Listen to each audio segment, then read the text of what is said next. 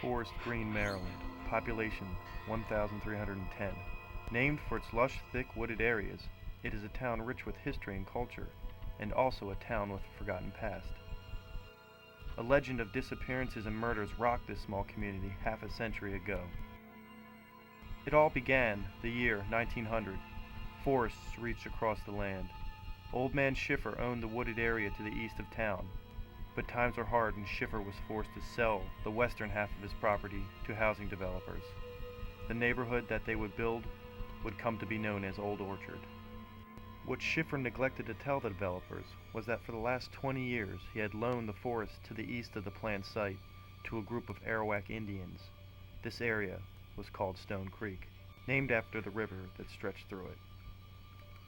5 years after families moved in, residents began complaining about disappearances of several family pets. In November of 1905, a young neighborhood boy discovered the remains of several animals in the forest by Stone Creek. Upon further investigation, it was found that the remains were indeed the missing pets from the neighborhood of Old Orchard. 3 months later, in January of 1906, the Arawak Indian tribe was forced off the Schiffer property by order of the state of Maryland. The tribe was relocated to an Indian reservation in Nevada. Legend has it that the Arawak tribe buried their dead in the grounds of Stone Creek, and their spirits still haunt the forest. For 40 years, the forest of Stone Creek remained quiet until 1943, when a series of murders took place. The first was Rachel Higgins, age 12, last seen on her way home from school. Her friends told police that Rachel would often take shortcuts through the woods to get home. After searching the forest for 4 days, her school books were found at the bottom of a large cliff. Rachel Higgins' body was never recovered. The police ruled her death as a homicide. Rachel's books were said to have been located at the exact site where police found the remains of family pets some 38 years earlier. 3 years later, on September 7, 1946, Steve Hudson, age 18, was dared by his friends to spend the night in the woods near Stone Creek. Steve Hudson's body was found 2 days later. Police said that his body was drugged some 50 yards downriver. The cause of death was unknown. Dirt was underneath the victim's fingernails, suggesting he was alive while being dragged to his death. No suspects were found in connection with the murder. The last of the mysterious murders happened on December 20th, 1952, 9 years since the disappearance of the young Higgins girl. Ironically, it was Judge Schiffer, the great-grandson of Old Man Schiffer, who first allowed the Arawak tribe on his property. Judd was found dead from a single gunshot wound to the head while hunting in the woods of Stone Creek. His own rifle was the murder weapon.